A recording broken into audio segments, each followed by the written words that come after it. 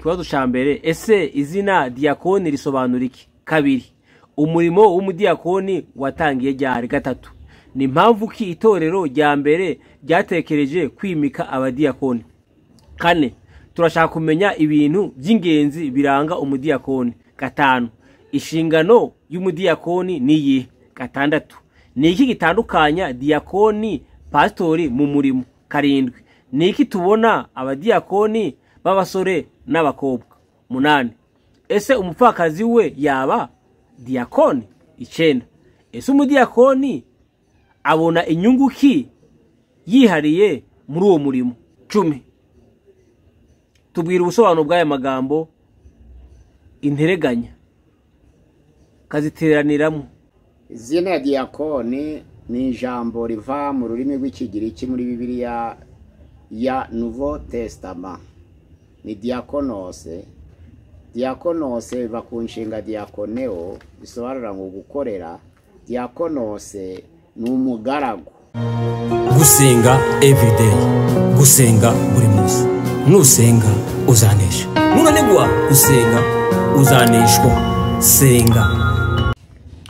Reka nsuhuze inshuti ya gusenga everyday, nizere ko mumeze neza. Mu bisanzwe muri kumwe nanje Manakiza Edouard, abari mu Rwanda tubateye yambo, abari mu Burundi yambi, abari muri Kenya, abari muri Uganda, abari muri Afrika y'Epfo, abari muri za Malawi, za Mozambique, abari muri Afrika mwese mwumva ikirundi n'ikinyarwanda n'ikinyamurenge, turabasuhuje kuri gusenga Eve, tubabwira ngo turabakunda mu inshuti zacu. Reka dusuhuze abantu muri ku mugabane wa Burayi, tubabwire ngo shalom shalom. Reka dusuhuze abari ku mugabane wa Aziya, tubabwira ngo namwe shalom shalom. Reka dusubize abari ku mugabane wa Amerika, shalom shalom.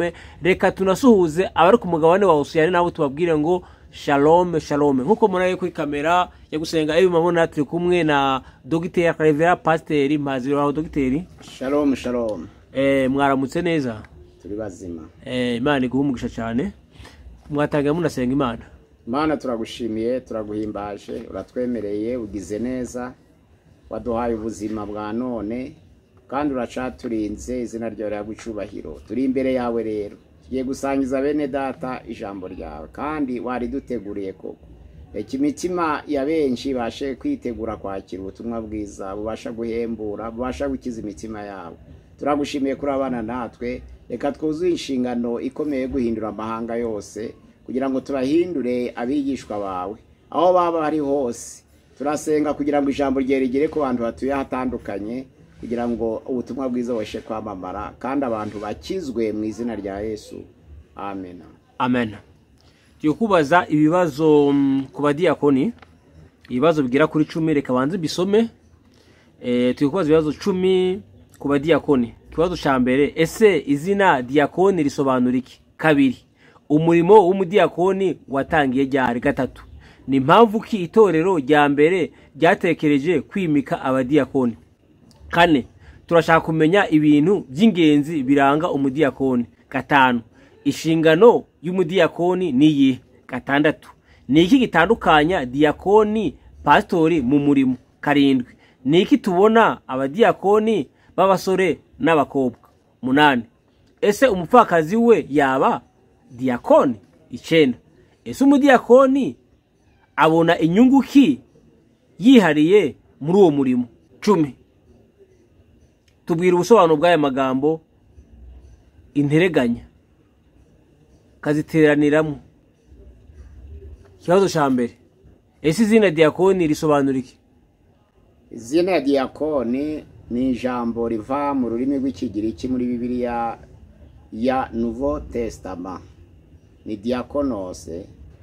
Diakonose biva ku nshinga diakoneo, bisobanura ngo gukorera. Diakonose ni umugaragu. Mu rurimi rw'igiheburayo bakoresheje serviteur, banditse ebedi. Ebede ni umudiyakoni mu giheburayo, naho diakonose ni umudiyakoni mu kigiriki. Ahangaha rero bisobanura ngo serviteur, a servant of God, ni umugaragu, ntabwo ari imbata, ahubwo ni umugaragu. Niko ijambo diakoni risobanura mu rurimi rw'ikigiriki. Iryo jambo riboneka mu Byakozwe n'Intumwa igice cya 6, ugasoma ibyakozwe n'intumwa hariya ku bice 15, noneho ugasoma no mu Baroma igice cya 16, Timoteyo ya mbere igice cya 3 umurongo wa 8 kugeza ku wa 12. Ijambo diakoni rirahari. Diakoni rero bisobanura ngo umugaragu, bisobanura ngo umuntu ukorera abandi kandi adakorera ibihembo, niko bisobanura. Urakoze pasi. Ikibazo cya kabiri, umurimo w'ubudiakoni watangiye ryari? Umurimo w'ubudiakoni tugereranije kwihana kwa Stefano niho duhera, wihannye muri 35, noneho Pawulo acyana muri 37 ugereranije mu mateka y'abaranze ukurikije igihe bavukiye. Umurimo w'ubudiakoni Stefano yari urimo mu badiakoni 7 bashizwe kuri uwo murimo bimitswe mu byakoze n'intumwa 6 umurongo wa 1 kugera ku murongo wa 6. Ahangaha ni mu mwaka neza wa 36 niho Stefano yagaragaje ubutumwa bwiza kuko ari n'umuvuga butumwa. Niho bigaragara ko uwo mwaka ari wo ushakirwamo abadiakoni. Urakoze pasi. Ikibazo cya gatatu, ni impamvu ko itorero rya mbere ryatekereje kwimika abadiakoni? Itorero rya mbere ryatekereje kwimika abadiakoni ku mpamvu zitandukanye. Itorero ryari ririmo ikibazo c'amoko abiri, hari abayuda n'abagiriki. Abayuda akaba aribo bafite nyobozi ariko aribo bake, abagiriki bakaba benshi ariko batari muri nyobozi. Haza kuvuga iki kibazo noneho cyo guheza bamwe ku bandi, kuko abayuda bagiraga abapfakazi n'abagiriki bakagira abapfakazi. Cyo gihe byari ngombwa mu itorero ikore gahunda yo gufasha abapfakazi b'itorero, ariko kuko itegeko ryavaga muri nyobozi y'abayuda bagafasha abapfakazi b'abayuda bakibagirwa abapfakazi b'abagiriki, bituma abapfakazi babo b'abagiriki bahezwaga bivovota. Icyo cabaye ikibazo ca mbere. Amoko abiri usomye hariya mu byakozwe n'intumwa ibice 6 umurongo wa 1 kugeza kwa 2, turabona abapfakazi bivovota, bamwe bivovotera abandi. Ni ikibazo cyo guheza bamwe ku bandi biturutse ku buyobozi bw'itorero. Icya kabiri, hari abakire n'abakene babarizwaga muri iryo torero, bahura n'itegeko ry'intumwa rivuga ko abantu bagomba gusangira byose bakabizana ku birenge by'intumwa, buri wese akarya uko akennye. Barabikurikije barabizana.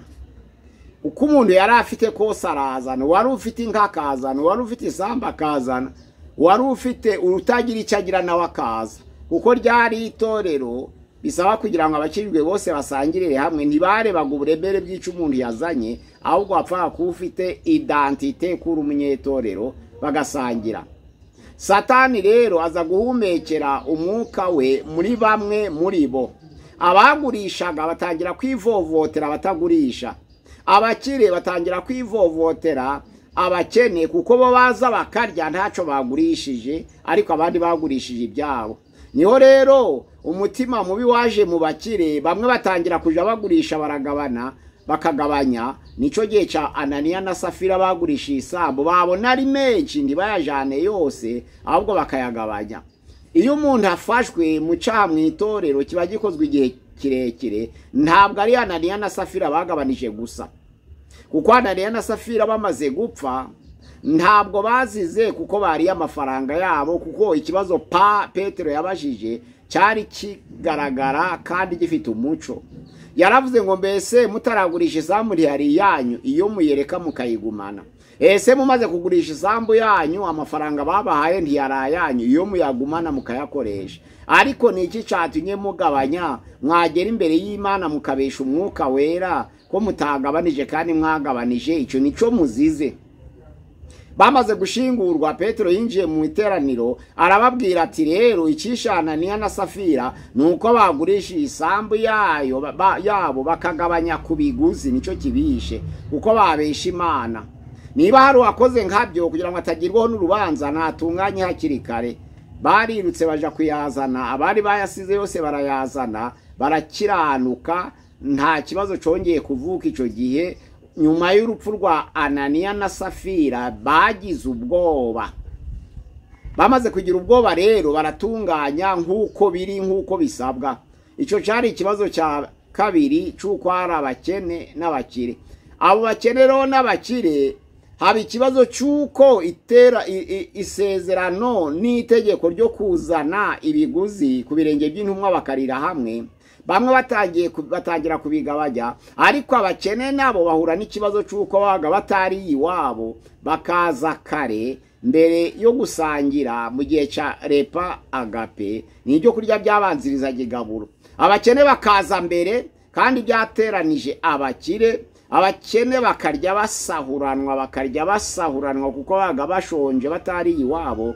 Nibo Pawulo yibutsaga mu Bakorinto ba mbere igice cya 11 utangiye ku murongo 29 ukagera ku murongo wa 33 havuga ngo ibyo byo kurya baryaga mbere y'igaburo byari ibyo kurya bita ibyo kurya by'urukundo, ntabwo ari kugira ngo abaje bose bahage, ahubwo ni ukugaragaza ko bakundanye. Noneho ushaka kurya ngo ageze aho ashaka aje aratekiwe aryiwe, Pawulo none harabahugura abakosora kuri iyo nenge yari yababonetseho. Iyo ni ikibazo cya kabiri. Ikibazo cya gatatu ni uko haje ubujura mu bari basabwe guteka, kuko bateguraga atur de role, ni ukuvuga ngo abaho guteka kuwa mbere batoranyaga, kuwa kabiri bagatoranya, kuwa gatatu bagatoranya, kuwa kane bagatoranya, kuwa gatanu bagatoranya, kuwa gatandatu bagatoranya, kuwa karindwi bagatoranya. Icyo gihe rero babonye urupfu rwa Ananiya na Safira buteye ubwoba kubwo kugabanya ku biguzi, bahitamo kubizana byose, ariko abatetse bagateka byinshi babizi, babikuye ku mutima, kugira ngo ibihiye babigabanye babijanira abagenzi abiwabo mu rugo. Ababaga bari mu itorero ry'intumwa babaga basize ababyeyi, akavuga ati ntabwo nakwirirwa ndya ngo noneho ntahe abo mu rugo be kurya, batangira guteka byinshi ku rusengero bakabigabanya bakabisubiza mu rugo. Uwari umwuka wa Satani. Bamara kubisubiza mu rugo bakabiha abiwabo, ariko igihe byakagombye kumara niba ari iminsi 7 bikarangira ku minsi 4, babaza aho byagiye, abo kuwa mbere bakarega abo kuwa kabiri, abo kuwa kabiri bakarega abo kuwa gatatu, abo kuwa gatatu bakarega abo kuwa kane, abo kuwa kane bakarega abo kuwa gatanu, abo kuwa gatanu abo kuwa gatandatu, abo ku cyumweru bakarega abo kuwa gatanu. Nuvuga ngo nta wemeraga ko yabijanye, nubwo babaga babiteguye bakabigabanya bakabijana imuhira, nta wabyemeraga. Icyo gihe rero babonye icyo kibazo kivutse, icambere ikibazo cy'amoko, abayuda bahenda bagira ikimwisarangajya ry'abapfakazi babo. Icya kabiri kuba hari abakene n'abakire, abakire bakabagirira ishari kuko bo ntaco bazana kandi itegeko ari ugusangira. Icya gatatu haba ubujura noneho muri diakona, mu guteka diakona itari yabaho, bakabisubiza mu rugo. Niho abantu bicaye baratekereza, niho Petero avuga ati ntabwo twakwicazwa no kugabura kandi turabavuga butumwa bwiza, ahubwo dutoranye mu itorero abantu 7 buzuye umwuka wera, bafite ubwenge kandi bashimwa n'abantu, abari bo dutoranya tubashira iruhande kubera uwo murimo. Buzuye umwuka wera kugira ngo nibiba umwuka wera barege, bafite ubwenge kugira ngo bagaragareho ubunyangamugayo, ariko bashimwa n'abantu kugira ngo baba batari ibisitaza muri rubanda. Barabatoranya uko ari 7. Yanditswe mu Byakozwe n'Intumwa ibice 6 umurongo waho wa 4. Turebe uko havuga Ibyakozwe n'Intumwa ibice 6 umurongo waho ni wa 4. Aravuga ngo ariko twebweho tuzakomeza gusenga no kugabura ijambo ry'Imana. Abo bandi 7 bashingwe umurimo wo kugabura no gutegura ibyo kurya. Abahateraniye bose bashima ayo magambo, batoranya Stefano, umuntu wuzuye kwizera n'umwuka wera, na Filipo, na Purokoro, na Nikanori, na Timoni, na Parumena, na Nikolao bo muri Antiokia, watoye idini y'abayuda. Babashiraho kugira ngo imbere y'intumwa, kandi bamaze gusenga babarambikaho ibiganza babashinga uwo murimo. Ahangaha rero ni amazina y'abatoye maze gushimwa n'abantu buzuye umwuka wera kandi bafite ubwenge, kugira ngo amafunguro nategurwa nabi abari bo baba responsable, nibiba bike abari bo babaza. Nizo mpamvu washinze uwo murimo kugira ngo be gusimburwa, bareba none uko wuje kondisiyo zishimwa nuko babarambikaho ibiganza barabeza. Iyo niyo mpamvu ni eshatu. Impamvu ya mbere nuko habaye guhezwa kw'abagira iki igihe basaranganije abapfakazi babo kwigaburo kwigerero. Cya kabiri nuko hari abakire n'abakene bakagirana amashari, abakire babazwa nuko abakene baza kurya gusa ntaco batanze. Icya gatatu nuko bari batagiye kubyiba babikura ku rusengero babisubiza mu rugo, baravuga ngo reka dushireho none habazwi dushobora kubaza.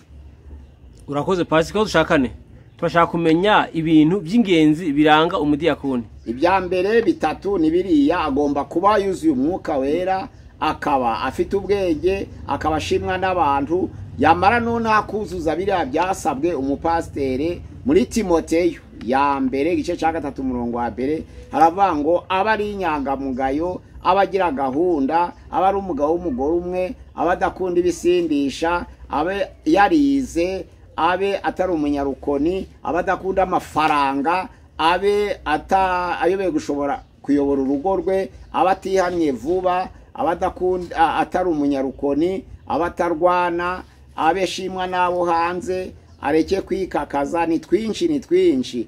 None wari hepfo hari izindi ngingo zibasaba, aravuga ngo abatari intereganya, abatakunda indamu mbi, nabyo bikiyongera kuri bya bindi byo haraguru. Ni byinshi bisabwa umudiyakoni.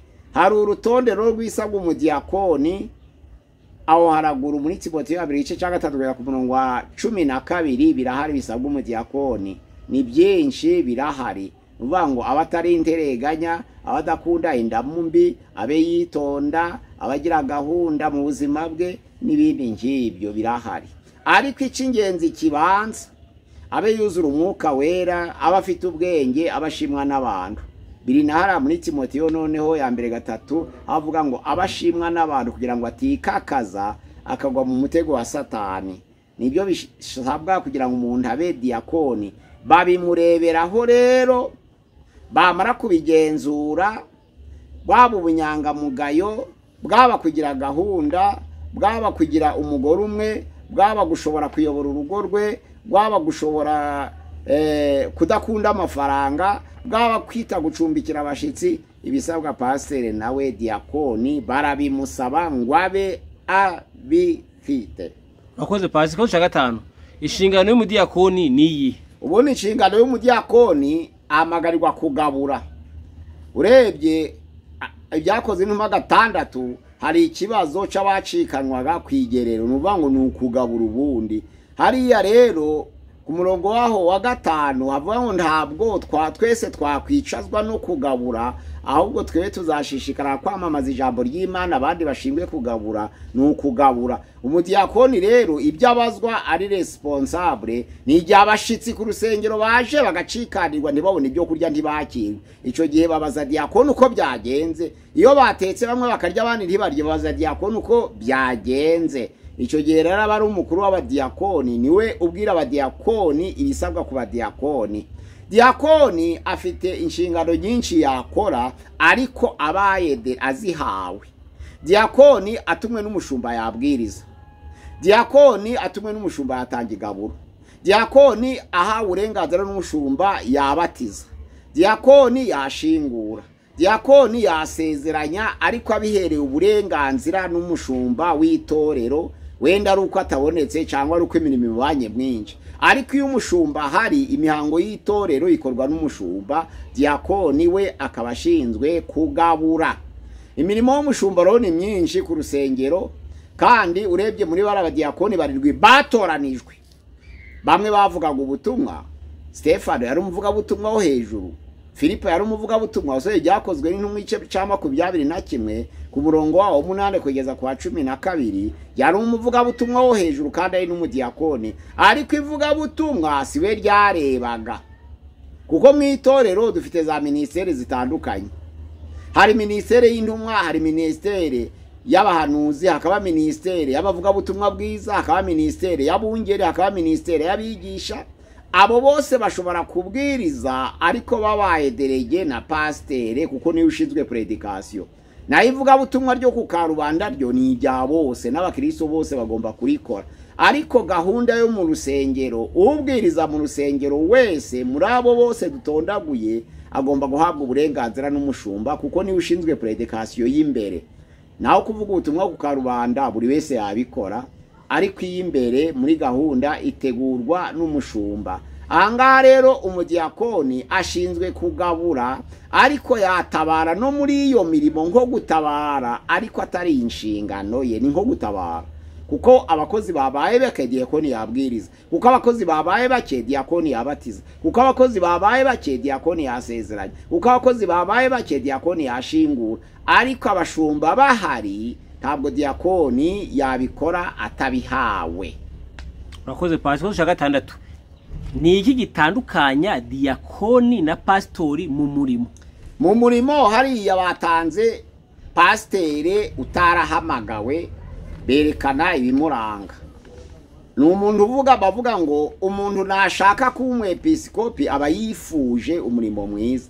Kwifuza bitandukanye n'umuhamagaro. Hariya iyo hagiyemo kwifuza, Paulo nawe yabonye ko benshi babigiramo kwifuza, arabananiza, abasaba ibitashoboka ku muntu umwe. Aravuga ngo abari inyangamugayo, abagira gahunda, abari umugabo w'umugore umwe, abadakunda amafaranga, abe yarize, abakunze gucumbikira abashitsi, abatari umunyarukoni, abashoboye kuyobora abo mu rugo rwe, abaca bugufi kugira ngo atikakaza, abashimwa n'abantu, abatari uyihamye vuba, abakunze. Ni byinshi bihari. Basabye umuntu wifuje kuba umwepiskopi. Bageze ku murongo wa 8 rero bavuga ngo n'abadiyakoni nabo nuko barabisabwa. Ahangaha rero umudiyakoni kuko ashinzwe kugabura, ubundi niwo murimo we, agomba kugabura akabitunganya, ariko ibyo ahuriyeho n'umushumba, umushumba arukwe kuko afite gahunda y'urusengero, umudiyakoni nawe agashingwa kugabura. Ntabwo umushumba ashinzwe guteka, ariko diyakoni arebwa no guteka, kureba ko abashitsi batunganiwe, ko abakeneye kugaburirwa batunganiwe, umushumba akabwiriza. Ubwo rero ibyo umushumba yakora, umudiyakoni yabikora ahawe uburenganzira n'umushumba. Icyo gihe rero ibyo bahuriyeho nuko bose bavuga ubutumwa, ariko igihe cyo kuvuga ubutumwa kikaba kigenwe na pastoro, yaderega umudiyakoni kuvuga ubwo butumwa. Umudiyakoni ntiyihe uburenganzira n'ibindi ngibi. Ni nk'uko rero umushumba niho uburenganzira intumwa, niho uburenganzira umuvugabutumwa, niwe uha uburenganzira umuhanuzi, niwe uha uburenganzira umwigisha. Umushumba niwe utanga uburenganzira kuri gahunda yo mu rusengero.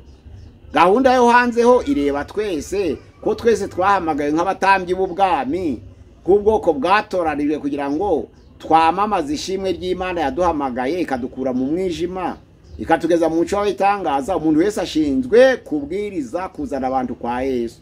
Narizo mpamvu muri Daniel 12 ku murongo waho hariya wa 3 avuga ngo abahinduriye benshi ku bukiranutsi bazaka nk'inyenyeri iteka ryose. Nuko umuntu wese yahamagariwe guhindura, kandi guhindura benshi bahinduza imirimo myiza, abandi bagahinduza amagambo, abandi bagahinduza kwakira abashitsi. Ibyo byose byahindura abantu bakabageza kuri Yesu. Nico twahamagariwe. Ibyo rero bahuriraho kubwiriza, babihuriraho, ariko atari inshingano y'umudiyakoni yatumwe. Umudiyakoni yasenga na pastor agasenga, umudiyakoni yakwigisha na pastor akigisha, ariko ibiri mu nshingano bya pastor ni ibikorerwa ku rusengero, naho ibindi byose araderega pastor, ni uderega diyakoni. Urumva rero ntabwo bahuje inshingano, kuko icangiritse babwiriza ntikibazwa diyakoni, ahubwo kibazwa umushumba. Ariko icangiritse mu igaburo ntabwo kibazwa umushumba, kibazwa diyakoni iyo arambitsweho ibiganza.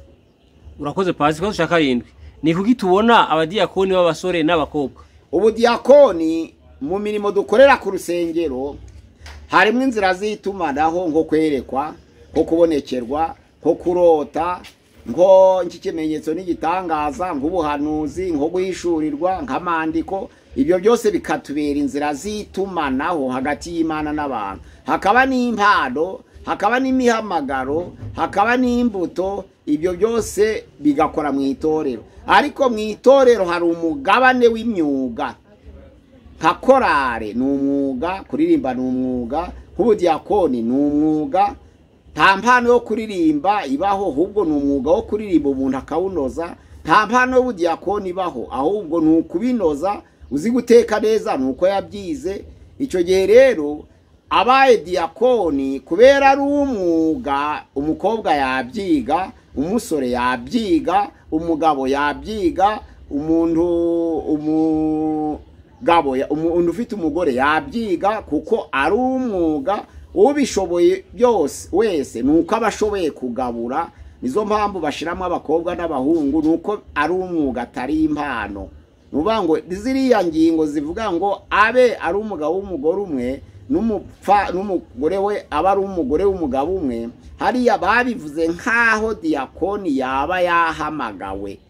Ikintu gishobora kuba mu muhamagaro kikaba no mu mwuga, ariko hariya kuko ari umwuga usaba imyitozo, hasaba umutima ubikunze gusa, ariko ntabwo ari impano, si n'umuhamagaro. Nizo mpamvu abakobwa babijamo, abasore bakabijamo, n'abagabo bubatse bakabijamo, n'ibindi nk'ibyo. Ntabwo ari igitangaza, ari ikintu cy'umwuga buri wese araciga. Ntabwo ari kimwe n'Imana ihamagara umuntu runaka umwe ukwe undi ukwe.